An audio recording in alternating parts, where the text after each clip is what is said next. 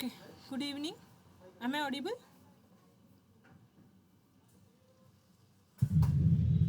Okay, ठीक है. See, on last lecture, last week we started transition and inner transition element.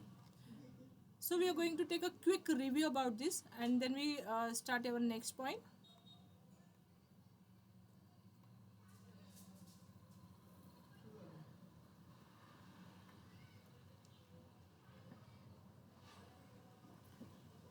Okay, so see, this is a transition and inner transition element. So transition inner transition एलिमेंटमध्ये elements पाहिले होते आपण. That is scandium, titanium, vanadium, chromium, scandium, titanium, vanadium, chromium, manganese, iron, cobalt, nickel, copper and zinc. And we also study how to remember them. Then these are the खूप कमी. इथे पण अजून कमी आहेत, 8च मुलं आहेत तिकडे ना. इथे 16 येस. टायमिंग हाच सांगितला होता ना सर? ठीक आहे. तरी मी थांबले 5-10 मिनटं, मुलं येत होतं म्हणून, पण तरी 16च आहे. Okay okay. येस, ऑनलाईनच्या पोरांना कसली होळी है ना. ओके ठीक आहे, स्टार्ट करूयात आपण. ठीक आहे, तर मग पहा, scandium, titanium, vanadium, chromium, manganese, iron, cobalt, nickel, copper, zinc हे एलिमेंट्स आहेत. त्याच्यामधले त्यांचे इलेक्ट्रॉनिक कन्फिगरेशन्स पाहिले होते पुढे आपण. Then also we study about their anomalous behaviour of chromium and copper. Then we started the oxidation state. This shows the variable oxidation state. खूप साऱ्या वेगवेगळ्या ऑक्सिडेशन स्टेट्स ते एलिमेंट्स दाखवू शकतात, हे आपण पाहिलं. Y they shows the variable oxidation state? Because of presence of d orbital, so many electrons in a d orbital and 4s orbital. Next also we study their physical properties and trends in a boiling point, melting point. Boiling point, melting point trend मध्ये आपण पाहिलं होतं, as the atomic number increases, unpaired electron increases. As the unpaired electron increases, boiling point increases. As the unpaired electron decreases, boiling point goes on decreasing. Then we also we are going to see about the atomic radii. See, about the atomic radius. Atomic radius decreases as atomic number increases. This trend is depend on the ionization enthalpy. तर इथे आपण पाहिलं तर जे effective nuclear charge जर increase झाला तर shielding effect कमी असेल तर साईज डिक्रीज होते. Effective nuclear charge if it is equal to the shielding effect from manganese to nickel, size is constant. And in a copper and zinc, size increases as d orbital having the fulfilled atomic orbital. ठीक है. Next trend we are going to study, that is the ionization enthalpy.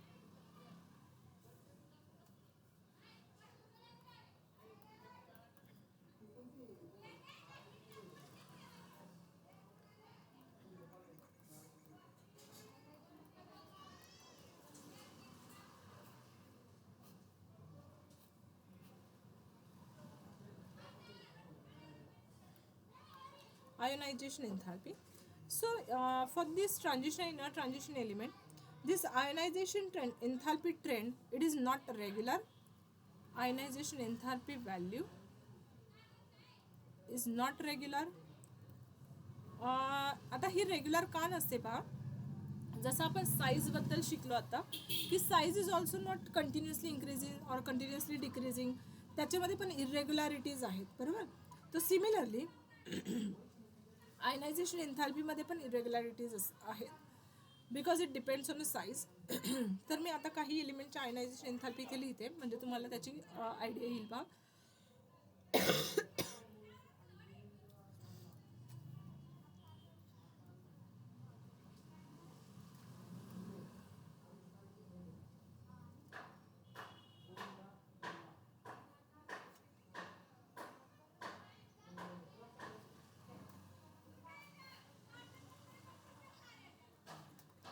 Say स्क T वक्र मन फे को नी कु जे.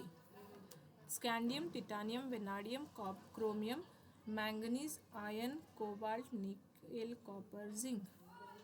Now their ionization enthalpy. if you going to see about their first ionization enthalpy, then second, then third. आता ह्याचा meaning काय आहे first second third. First means एक इलेक्ट्रॉन बाहेर काढायला लागणारी एनर्जी, सेकंड मीन्स 2 इलेक्ट्रॉन्स बाहेर काढायला लागणारी एनर्जी, आणि थर्ड म्हणजे 3 इलेक्ट्रॉन त्या ॲटममधून बाहेर काढायला लागणारी एनर्जी. मग आता ह्यांची आयनायझेशन एन्थाल्पी आपण स्टडी करतोय in kilojoule per mole. So स्कॅन्डियमची first ionization enthalpy असेल 631 किलोजूल पर मोल. आयनायझेशन एन्थाल्पी इन किलोजूल पर मोल. So it is 631 kilojoule per mole. This is 656 kilojoule per mole. It is 650, 653, 717, then 762, 700. Again it slightly goes on decreasing. 736, 745, and here the high ionization enthalpy, that is 906. So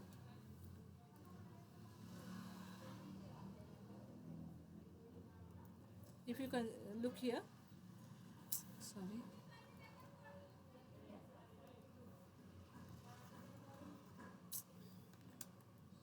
just a minute,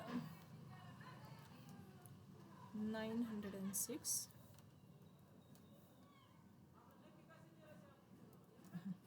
If you look towards this, हे हायलायटरला काय झालं, just weight.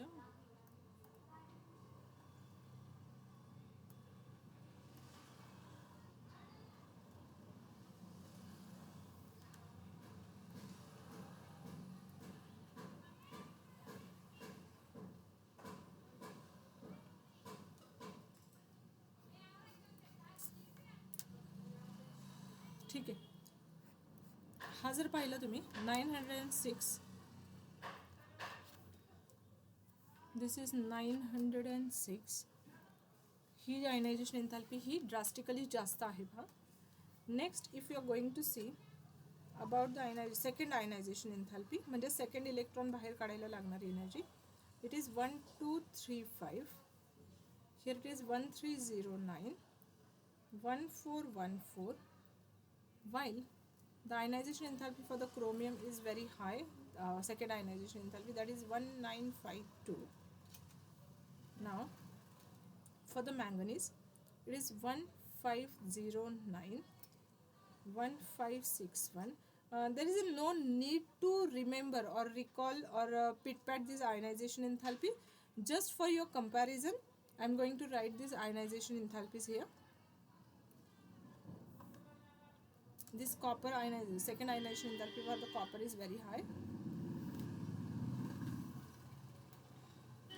1734. आता जे exceptionally हाय, कमी, low, जास्त, ज्या low आणि हाय आहेत ते आपण स्टडी करणार आहोत पहा.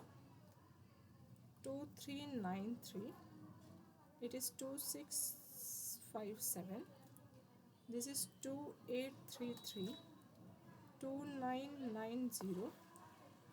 Now this ionization enthalpy is 3260, it is 2962, 3243, 3402, 3556, 3834. Okay, now see, जर आपण पहिल्या सिरीजकडे पाहिलं तर ionization enthalpy first of all slightly goes on increasing, because we know that scandium to copper, स्कॅन्डियमपासून तर मॅंगनीजपर्यंत ॲटॉमिक साईज इंक्रीज होत जाते. सो आयनायझेशन एन्थाल्पी देखील स्लाइटली इंक्रीज होत जाते. But if you look towards the iron, cobalt, nickel, copper, the ionization enthalpy is not drastically increases, not drastically decreases. It is comparatively similar, gradual change is there. खूप जास्त मोठा change नाही आहे त्यांच्यामध्ये, आणि इथून इथे परत काय होते, स्लाइटली डिक्रीज होत जाते. आता कॉपरची आयनायझेशन एन्थाल्पी ही 345 आहे, कमी आहे, म्हणजे झिंकपेक्षा खूप कमी आहे. मग आता हा जर कॉपर पाहिला तुम्ही, कॉपरच्या आउटरमोस्ट शेलमध्ये इलेक्ट्रॉन असतात. This is argon 3d10 4s1. So copper plus ज्यावेळेस होईल त्याची फर्स्ट आयनायझेशन एन्थाल्पी इथे असेल, दॅट इज अर्गॉन 3d10. म्हणजे ह्याला लागणारी एनर्जी, हा इलेक्ट्रॉन, एक इलेक्ट्रॉन बाहेर काढायला जी एनर्जी लागेल ती असेल 745 किलोजूल पर मोल. मग हा इझिली इलेक्ट्रॉन का रिमूव्ह करतोय 745 किलो जूलवरच? कारण का ज्यावेळेस ह्या एनर्जीने हा इलेक्ट्रॉन रिमूव्ह करतो त्यावेळेस इथे त्याला काय भेटतंय? फुलफिल्ड स्टॅबिलायझेशन भेटतंय. ओके, आता मी कॉपरच्या सेकंड आयनायझेशन एन्थॅल्पीबद्दल जर विचार केला, कॉपरची +2 आयनायझेशन एन्थॅल्पी, तर ती कशी आहे इथे चेक करा. 1958 म्हणजे ह्यांच्यामध्ये ड्रास्टिक चेंज आहे. 745 आणि 1958, तर ह्याच्यामध्ये ड्रास्टिकली चेंज आहे बा. 745 1958, तर ह्यांच्यामध्ये ड्रास्टिकली चेंज आहे. While then it require the so high energy to remove 2 electrons. Yes, सांगू शकता का लागेल बरं कॉपरला अजून एक इलेक्ट्रॉन, म्हणजे सेकंड इलेक्ट्रॉन रिमूव्ह करण्यासाठी जी एनर्जी लागते ती कॉपरला जास्त का लागेल?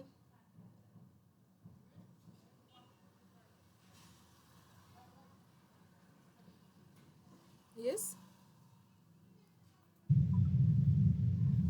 इलेक्ट्रॉनिक कन्फिगरेशन कडे पहा, तुमच्या लक्षात येईल. बिकॉज ती सबसिडी फुलफिल होते. येस, कारण तो कसा आहे? फुल्ली स्टेबिलिटी आहे. हां, कारण त्याच्याकडे फुलफिल्ड स्टॅबिलिटी आहे आणि ह्या फुलफिल्ड स्टॅबिलिटीमधून एक इलेक्ट्रॉन जर आपल्याला काढायचा असेल तर ती एनर्जी मॅक्झिमम लागेल. ओके, आता similarly if you are going to study about the manganese, आता आपण मँगनीजबद्दल विचार करूयात. पहा, मँगनीजची तिसरी आयनायझेशन एन्थॅल्पी ही मॅक्झिमम आहे, बरोबर. थर्ड पाहूयात, चेक करू. सी, हा मँगनीज आहे. मँगनीज ॲटॉमिक नंबर 25 असतो. सो मँगनीजचं इलेक्ट्रॉनिक कन्फिगरेशन आहे 3d5 4s2. मँगनीजमधून एक इलेक्ट्रॉन बाहेर काढल्यानंतर त्याचं इलेक्ट्रॉनिक कन्फिगरेशन होतं आहे 3d5 4s1. हा एक इलेक्ट्रॉन बाहेर काढायला जी काही एनर्जी लागेल ती एनर्जी आहे 717 किलो जूल पर मोल. 717 किलो जूल पर मोल.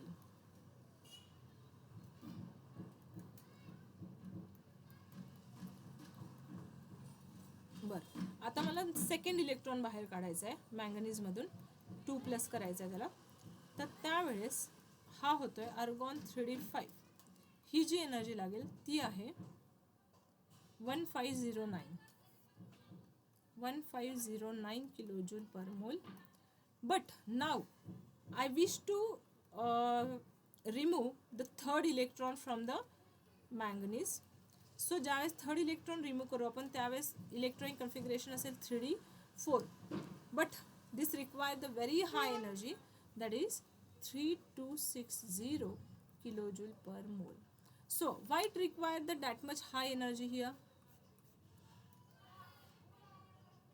का बरं जास्त लागेल त्याला एनर्जी? Orbital stability. कारण Mn2+ मध्ये तो कसा होता? हाफली फील्ड होता. हाफ फील्ड स्टॅबिलिटीमधून एक इलेक्ट्रॉन जर रिमूव्ह करायचा असेल तर but obviously it require the maximum stability. Okay, that's why हा इथे हाफ फील्ड आहे. मार्कर नाही होते तो, एकच मिनिट. ठीक आहे, so this is the half filled stabilized electron and to remove from the stability, half filled आणि फुल फील्ड स्टॅबिलिटीला एक्स्ट्रा स्टॅबिलिटी असते, तिथून जर इलेक्ट्रॉन बाहेर काढायचं असेल तर मॅक्झिमम आयनायझेशन एन्थॅल्पी लागेल. एवढा पॉईंट फक्त लक्षात ठेवा. Okay, next trend we are going to start, that is metallic character.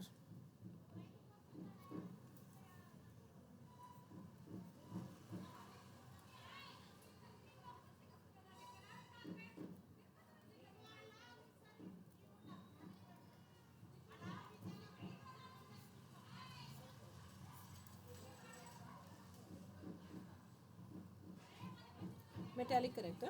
Now see, metallic कॅरेक्टरमध्ये this transition element, all transition elements are metal. सगळे ट्रान्झिशन एलिमेंट्स हे मेटल्स असतात. So all transition elements they are considered as a metal.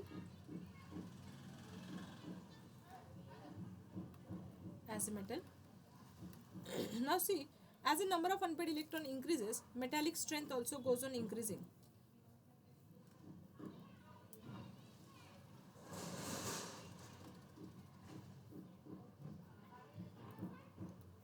Number of unpaired electron increases,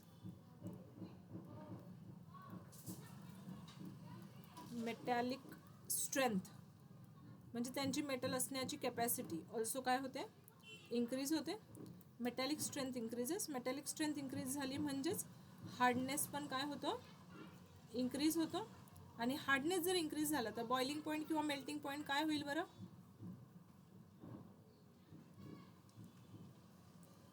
एखादा compound Increase. Hardness increases, boiling point melting point is also increases और it is very high. So पहा आता मी काय point लिहिला शॉर्टमध्ये, मी इथे तुम्हाला लिहून दिलं. As a number of unpaired electron increases, metallic strength also goes on increasing, hardness also goes on increasing, boiling point and melting point also goes on increasing. Now you know that unpaired electron increases from scandium to copper, chromium sorry. Unpaired electron increases, unpaired electron increases, that is d1 to d5. Therefore metallic strength also goes on.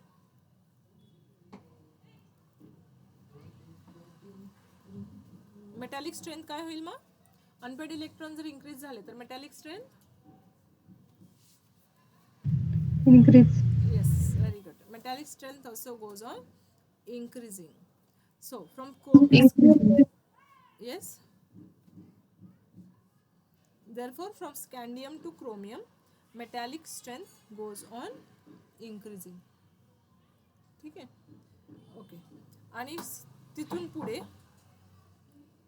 from manganese to copper unpaired electron decreases, metallic strength decreases. Unpaired electron decreases and hence its metallic strength also goes on decreasing.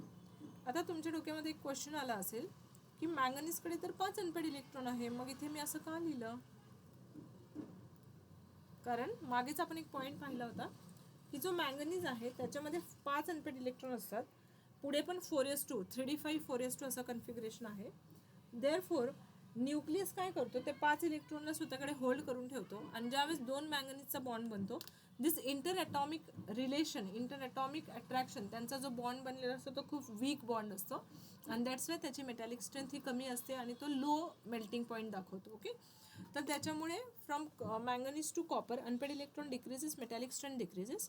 Now we look towards the zinc. झिंककडे unpaired electron किती असतात, how many unpaired electrons are present with the zinc.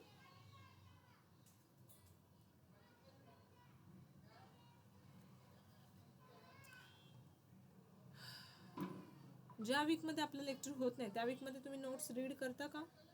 This point is very easy, this chapter is also very very easy. पण आपण तसा approach दिला तर. Unpaid electron किती आहेत झिंककडे,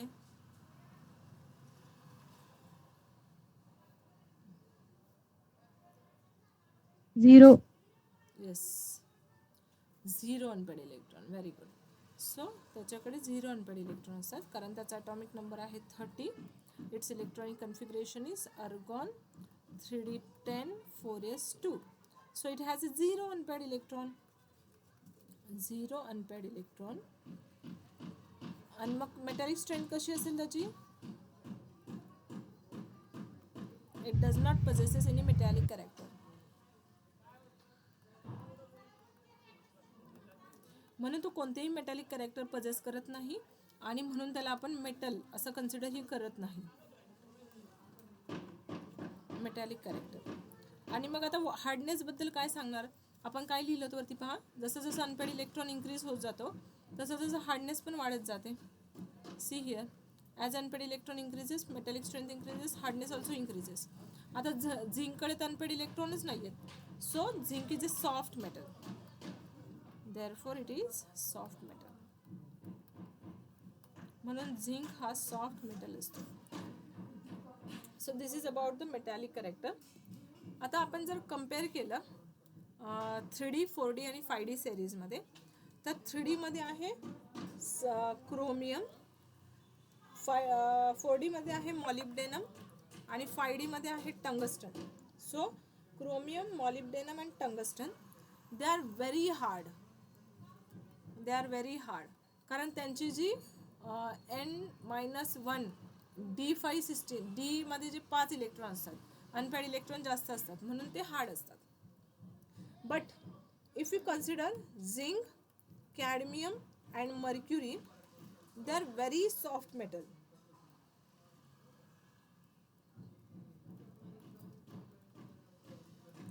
हे सॉफ्ट मेटल असतात का, कारण त्यांच्या जी N-1D शेल आहे, म्हणजे 3D 4D 5D जी शेल आहे त्याच्यामध्ये अनपेड इलेक्ट्रॉन 0 असतात, कारण ही फुलफिल असते इथे D10 unpaid electron 0. That's why they are very soft metal. So this is all about the metallic character. मग मी एक फक्त समरी सांगते तुम्हाला की मेटॅलिक कॅरेक्टरमध्ये आपण काय पाहिलं. आपण पाहिलं की as a unpaired electron increases, metallic strength increases. As a metallic strength increases, covalent character, त्यांचं कोवॅलंट नेचर पण वाढतं, हार्डनेस इंक्रीज होते, आणि हार्डनेस इंक्रीज झाला म्हणजे बॉइलिंग पॉईंट, मेल्टिंग पॉईंट पण इंक्रीज होतो. Okay, next trend is magnetic property.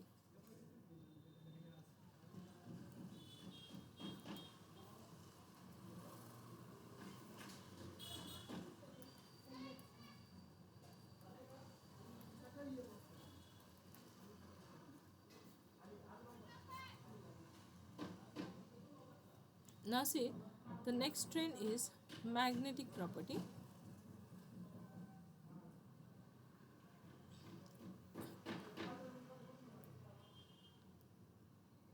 Okay, so see, magnetic properties of this transition element, it is due to presence of unpaired electron. This magnetic property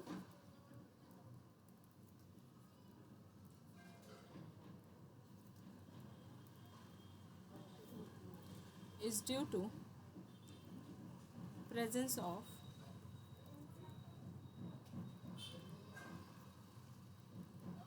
unpaired electron. Unpaired electron presence असल्या कारणाने magnetic property आपल्याला तिथे दिसते. मग आता magnetic प्रॉपर्टीजमध्ये कोणत्या कोणत्या magnetic properties असतात का. Elements other compound, if they attracting the applied external magnetic field, they are said to be paramagnetic. If compound or the element attract external applied magnetic field,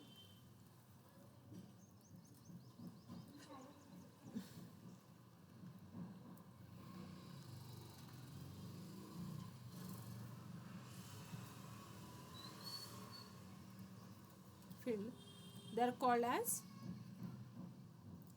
paramagnetic. ह्यांना आपण म्हणतो paramagnetic. ना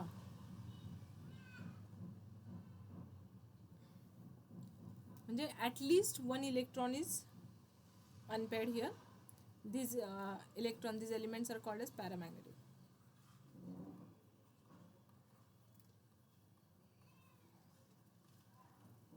At least 1 electron is unpaired.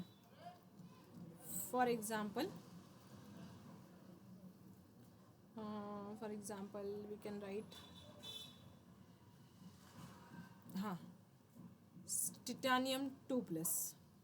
ह्याच्यामध्ये unpaired electron पहा. टिटॅनियमचा atomic number असतो 22. It's electronic configuration is 3d24s2. Okay, titanium 3+ लिहूयात आपण. 2+ असेल तरी पण तो पॅरामॅग्नेटिकच आहे, पण समजा मी 3+ लिहिलं तर ह्याच्याकडे सिस्टीम येईल. टिटॅनियम 3+ची सिस्टीम असेल अर्गॉन 3d1, बरोबर. 3 इलेक्ट्रॉन लूज केले त्याने, त्यावेळेस तो 3+ दाखवेल. सो ह्याच्याकडे एक अनपेड इलेक्ट्रॉन जर प्रेझेंट असेल तर त्याला आपण म्हणतो it shows a paramagnetic behaviour. 1 किंवा 2 अनपेड इलेक्ट्रॉन जर प्रेझेंट असतील तर it shows a paramagnetic behaviour.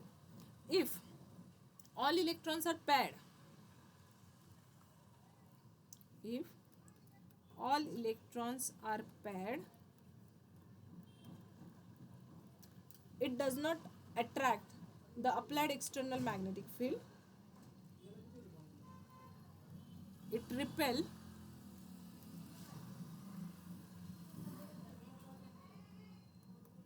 external applied magnetic field,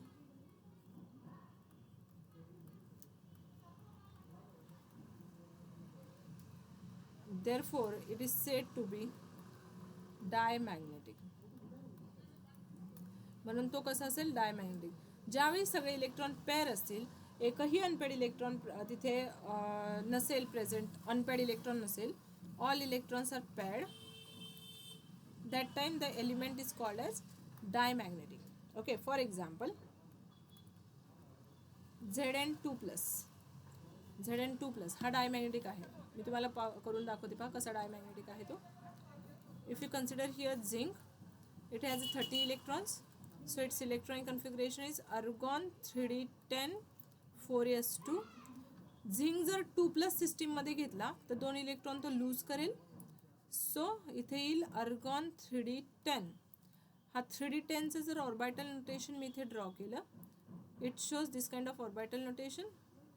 so 1 2 3 4 5 6 7 8 9 आणि 10.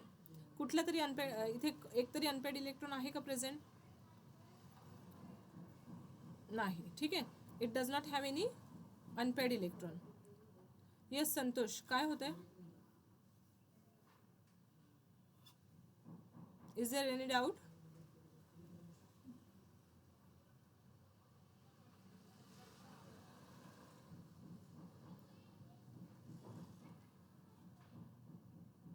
येस, डाऊट नसेल तर उगाच कुठल्या तरी स्माइलीज पाठवत बसू नका. ओके, कॉन्सन्ट्रेट करा, त्या टॉपिककडे कॉन्सन्ट्रेट करा. तर तिथे बटणं दाबत बसू नका, उगाच स्माइली टाकत नका बसू. तिथे टॉपिक काय तुमचा, तिथे कॉन्सन्ट्रेट करा. ओके, सो काय पाहिलं पहा आपण इथे, झिंकचा ॲटॉमिक नंबर 30 आहे, म्हणून त्याचं electronic configuration 3d10 4s2. Zinc जर 2+ सिस्टीममध्ये असेल, 2+ कधी येईल, तो 2 इलेक्ट्रॉन लूज करून टाकेल, त्यावेळेस तो 2+ होईल. त्यावेळेस त्याच्याकडे 3d10 इलेक्ट्रॉन असेल आणि सगळे इलेक्ट्रॉन पेअर असल्या कारणाने हा जो झिंक 2+ आहे ह्याला आपण कन्सिडर करणार, it is diamagnetic in nature.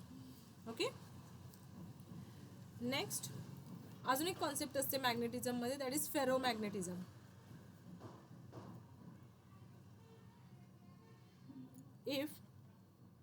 if our compound or an element strongly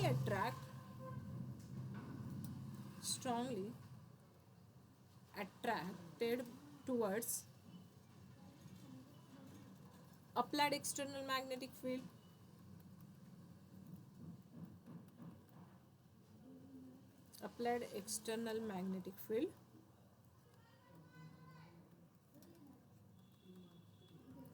it is called as ferromagnetic in nature. This is called as ferromagnetic compound. मग सिम्पली फेरोमॅग्नेटिक म्हणजे काय? There are presence of multiple unpaired electrons. आता ही जी ferromagnetic concept असते ना, actually 2 concept main concept आहेत, para आणि डाय. बरोबर.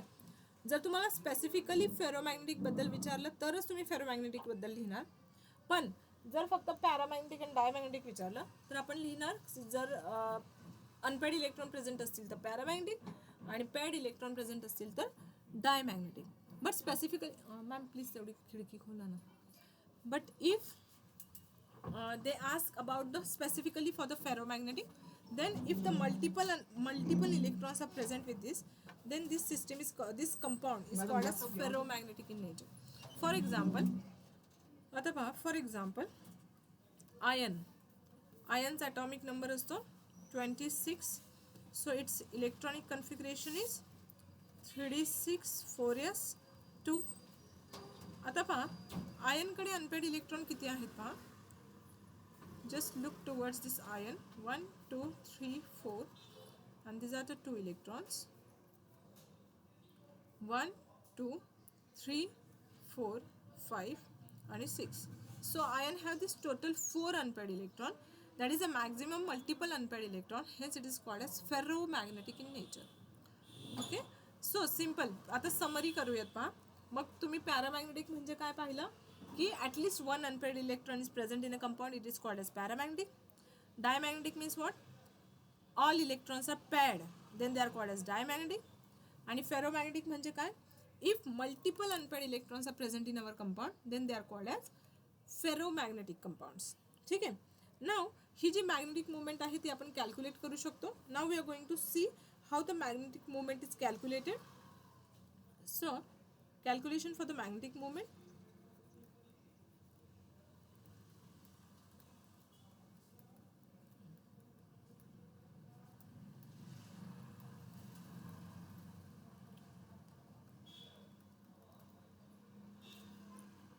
That is mu effective, which is equal to त्यांच्या मारून घ्या ना आता आमच्या घरी आले तर तिथं पोपट. परत ते टाकून See, it is mu effective is equal to n into n plus 2 Bohr's magneton. Okay, so first of all we are going to see what is n. This n is nothing but number of unpaired electron in our compound. Number of unpaired electron. This Bohr's magneton is a unit for this. It is called as magnetic moment चा unit आहे Bohr's magneton. Now this mu effective is nothing but a magnetic moment.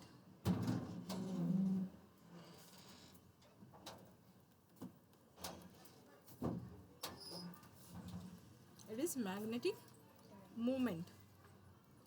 Okay, now we are going to calculate magnetic moment. We are going to solve some problems from examples.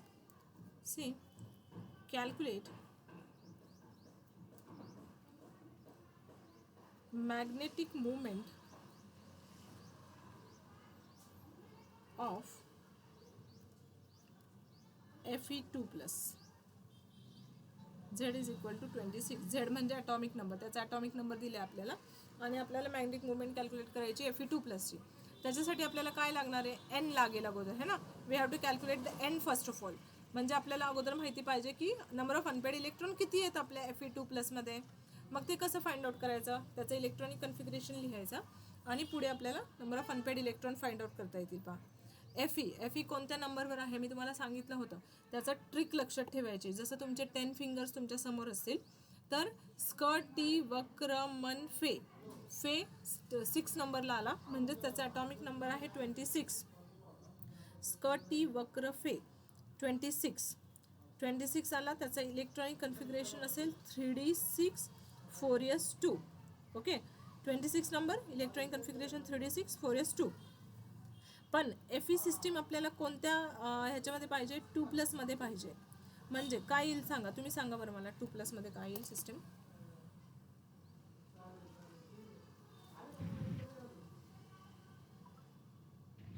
argon 3d6. Yes, correct. It is अर्गॉन 3d6.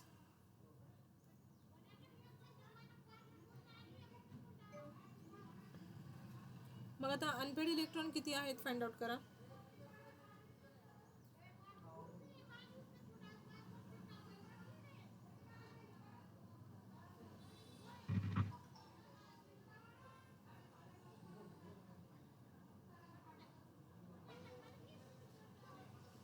Yes, how many unpaired electrons are present with this? 0 4 4. 4 हां, 4 आता कसे काढायचे बघा. तुम्ही हे बरोबर सांगितलं. Just a minute. अरे यार,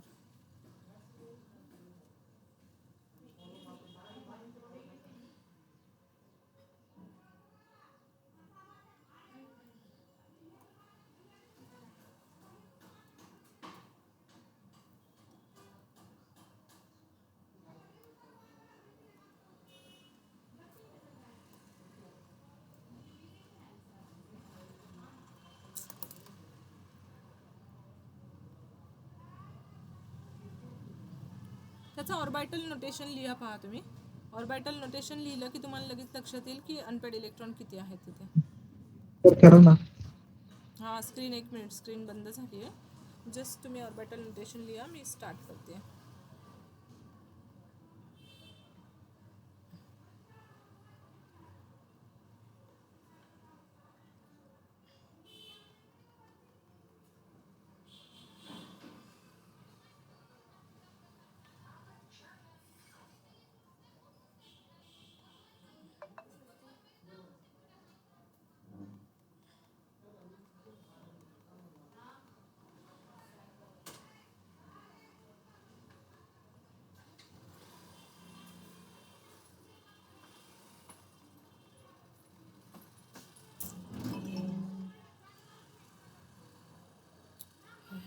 परत.